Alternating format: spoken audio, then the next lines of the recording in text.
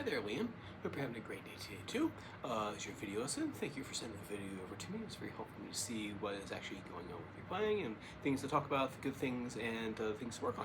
So let's get to it. So first thing is the waltz.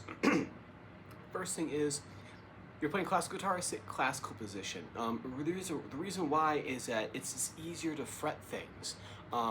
If you play like this, you're always kind of reaching for stuff. Even when I'm playing like rock guitar, I still sit with it up in a classical position, just because I find it easier to play. Everything's just right here. For jazz style or for acoustic style, you sit in that guitar on your right thigh, but for classical guitar you want to sit in this position. But we've had that conversation before, so I'll consider that word. So first thing, actually, in terms of playing waltz, good on the even 16th notes. I would actually even recommend maybe even going slower, because remember the tempo that you established in the beginning, you can't alter that once the piece is going. So I would even slow it down. That way it's not, what's the middle part?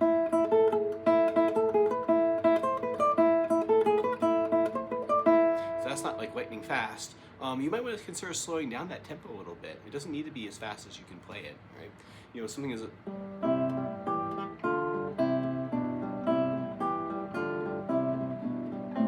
something like that'd be fine right there.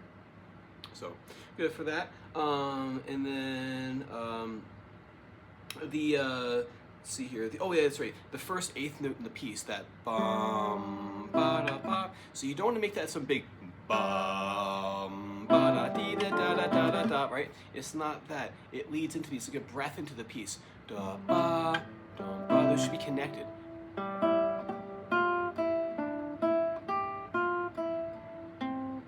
That's the melody right there. So you don't want to do bum ba dee dee da da da dee dee da da da da. It's not that.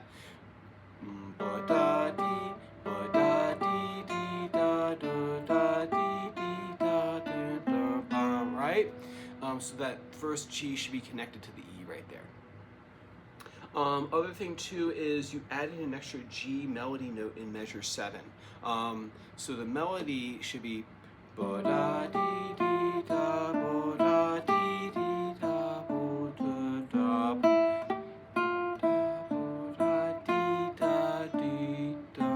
And I heard there at the 7th fret, starting from measure 5. Da dee dee da ba da dee dee da ba ba. So you turned it into a measure from 3/8 into a measure of 2/4. So I would keep an eye out for that, making sure you're not adding extra notes into the piece. That's the danger of like moving away from the sheet music too soon and just going purely by looping stuff or by feel, is that there is a tendency or a chance of altering the melody or the music from what you think it is from what it actually is. And so we always have to have the score out and always making sure that we're checking it to make sure that we're playing all the correct notes. Even with stuff I've played for years, I still have the music on my stand, and I go, oh wait a minute, was it an 8th note rest or a quarter note rest? And that's the stuff I ask myself. So you don't want to just sit there and just say, okay, it's time for me to practice my guitar for 15 minutes and just play the intro for a while until the time has concluded. It's an actually active sitting down with the music and going, okay, am I playing it how it's written? What are some other artistic things I can do with it? So it's not just a thing we talked about before, not just play the intro over and over again, because the intro is actually the strongest. The A section is the strongest, and as we kind of move through the piece, there are more and more things going to happen that we need to address. So we'll kind of always keep on going through the sections of the piece. See, letter B, not number B. Letter B is good forte. So they had that forte marked in the score. That was really nice. I liked it. It's very climactic, right? I like that.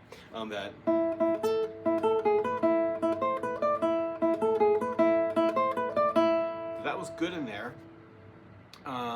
Be careful when you're shifting. I would actually spend time practicing going, shifting from 4th position to 7th position, and slowing the piece down. If you came to watch me in my office in the morning, you would be bored because I'm slowed everything down and making sure that every single move, like that. I worked on that earlier today. Making sure I nailed that string cross in the right hand right there. So I actively was like, middle finger, Doug.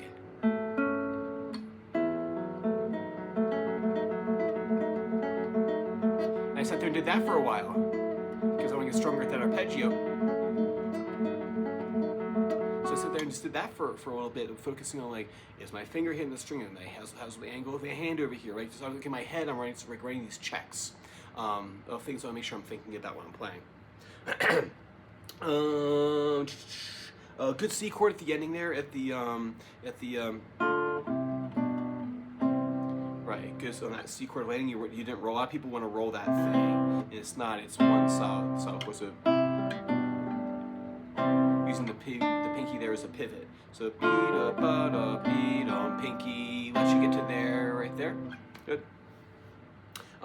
Same thing with the B section, adding the extra G. So you have the texture, the arpeggio texture. It measured 13 through 15, and you add, it was the same thing. You added an extra melody note in there, and that just probably comes from you've played that so many times. It just seems natural to you. So you're gonna have to work that out of your playing by making sure you do score study with this one.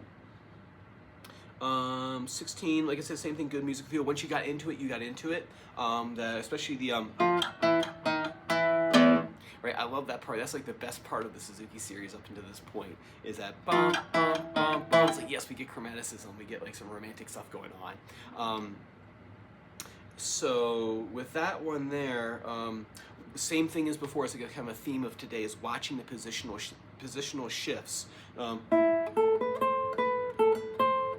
And making sure you're right in position rather than kind of just jumping for it. I would even practice going as far as, if I were to practice this, I would sit there and do that for a little bit. Shift.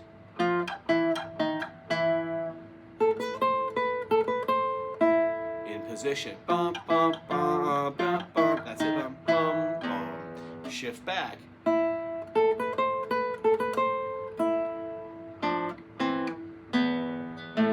Clean bass line right there. And then I feel like D is still kind of falling by the wayside. Sometimes like the hardest thing to learn is the last 10%. It's like you get to a point where you can play like almost all the piece, and sometimes we get like the shiny syndrome where it's like, oh my god, we got like the last couple of measures to learn. Really, the only thing you need to learn is like 4 measures in there, and the first part of the piece is like, sounds really solid and practiced and rehearsed. And then as we get to this last section, it's kind of fell by the wayside. So make sure to learn the D section as well too. And that's just a matter of practicing and just sitting down and just looking to look at these notes and really work on them. So awesome. Hopefully that helps right there. And I'll see you next time. Bye.